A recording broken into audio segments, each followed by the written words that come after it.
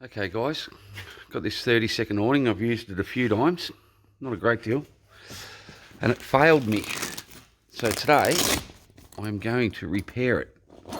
Excuse the mess in the shed and all that sort of stuff. I'm halfway through renovations, nearly Christmas. Try and get stuff sorted out. But I'll just show you what is actually broken. There's always going to be the weakest link, and that's this end here. Just the single bar. The rest of the A-frame quite strong, but this one here just snapped. And if you have a look, it's been ground down quite a fair bit, probably in the manufacturing to make it look nice.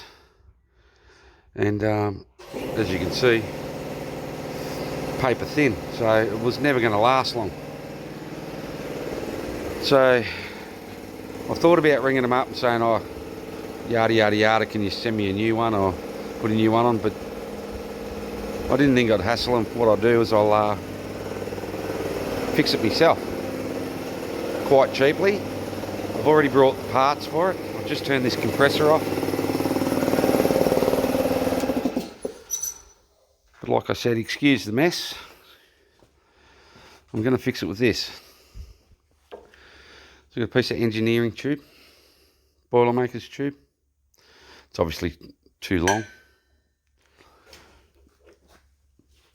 I'll just whack that there so you can see. I've got this piece of round plastic. Actually came at about 600mm long. It was only 15 bucks. And a bit of 32mm box, which is exactly 25mm on the inside, 2.5mm. So I'm just going to make my own that will strengthen it and last forever. Here we go. So, saving you all the boring stuff, I've just sort of like notched that out a bit, just so that can fit in there nicely. I'll clean it up obviously, and we can get a nice straight weld on that. Make sure it's all nice and square because you don't want it to jam up. And I just notched that out with the angle grinder, just a standard angle grinder. I'll put a floppy disc on it and I'll neaten it up. So I've got that sitting in there nicely now. The old magnet square, holding it nice and plumb. And sighted in by eye down that way. It's not too bad. Not too bad. It'll be good enough anyway. And I've left this edge down low, and I'll tell you why I've done that later. When we go to fit this off. So this is just the first process of it.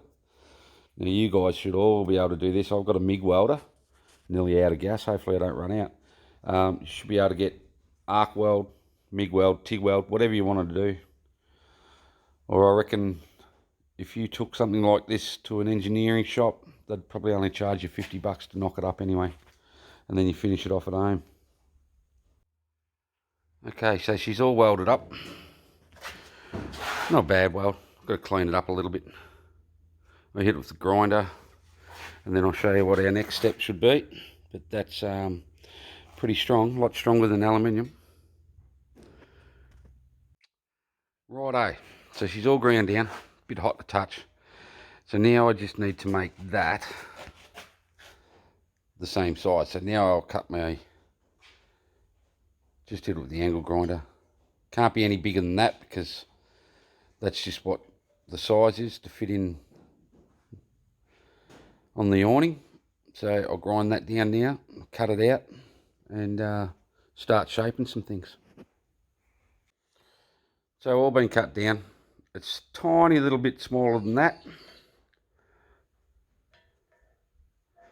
Won't matter that much because that plastic bush is going to take it all up. Now it's time to shape the rest of it. Okay, so what I've done now is that where the canvas joins to the original pole, I've put a mark on the one that I've made, and you'll see why I've done that. So what I intend to do is put a slot in it and make this quite longer and slide it over the top. Let's see how we go. Okay, so I've rough cut it. Cut that slot all the way out. So it's pretty much going to mimic that, but on the outside. And that's for the canvas. I just wanted to make this a little bit longer. Even though it goes past the canvas will be able to slide up through here in the original piece of aluminium, which I'll show you in a minute. I'll just get rid of these things and we'll take it over for a test fit before I go much further. So let's see how we go. I'll get my brother to hold the camera. Hopefully you can see what I'm trying to do.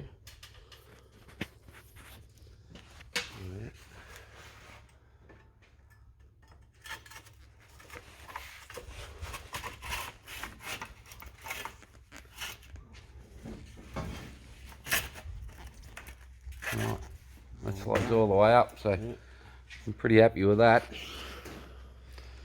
I am pretty happy with that. Slides all the way over, nice and neat and snug. Let's I'll clean that up now and I'll put that bush in. It's ready to assemble. Righto, I've got the plastic bush in there now. It's in there nice and tight. So all I've got to do is drill that out. Trouble focusing, but anyway, you just all get the gist. There it is there. We'll drill that out. See how we go. Okay, so I've made the part. I've drilled my hole out through that bush and I've painted it. Just waiting for it to dry. But what I've done is I've whacked a couple of these holes on the top, pre-drilled them, so that when I slide it over, you'll see it later on in the video, I can actually do that with some button screws, nice and neat. This epoxy takes a while, but anyway, I'll wait for that to dry. Hopefully it dries in a couple of hours and I'll fit it on and you can all see it work. Okay, so the paint's all dry. Brought the car outside so that I could fix it. We'll start with undoing it, I suppose. Sorry about the raw video footage. Let this drop down. Might get the handbrake to hold the camera. Thanks, mate.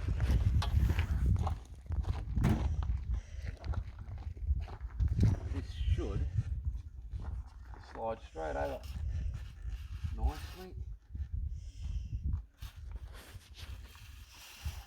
If it does.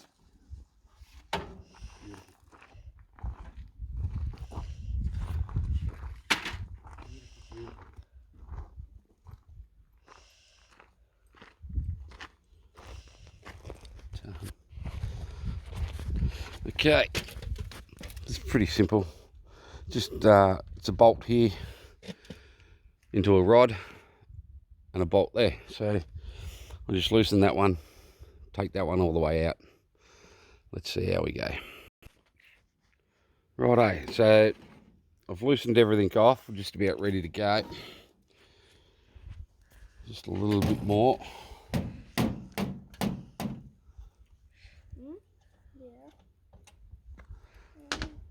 Okay, now we've got these two washers on there that they were using as bushes. So this, all I'm going to do is I'm going to flex it out and push it in. Oh, it's tight. Tight like a tiger. It should be 12 mil. What? Sorry.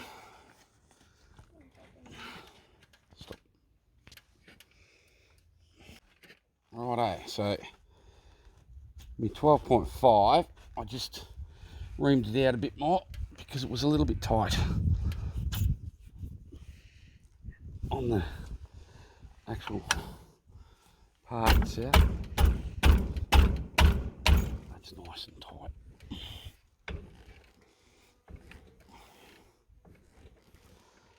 Righto, it's almost down. A little bit more.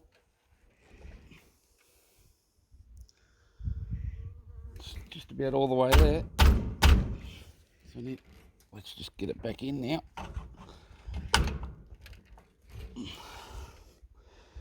Oh, it's got to go a touch more. Stop. Righto, so she's all done. I didn't bore you with the other details of Loctite on screws and stuff like that. But anyway, that's the piece that I've made. It just sleeves over the top of the aluminium. So I left an area for that slot for the canvas. Just undo those bolts. Let's see how smooth it is.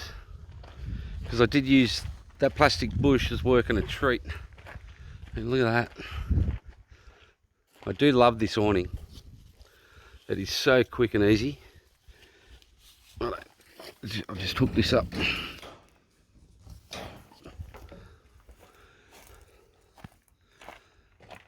So that's it there.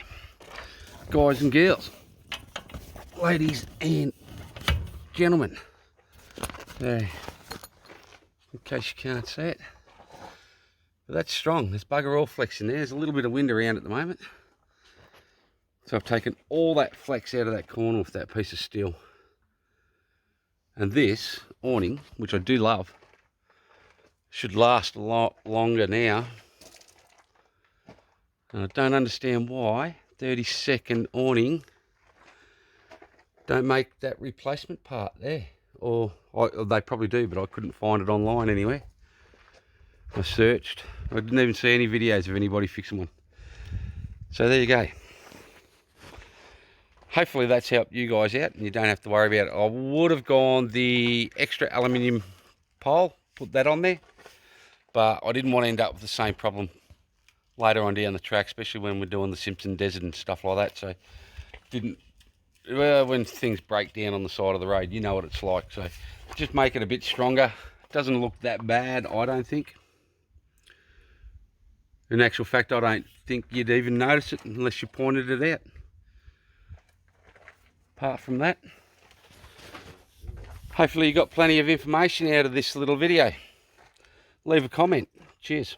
Bye.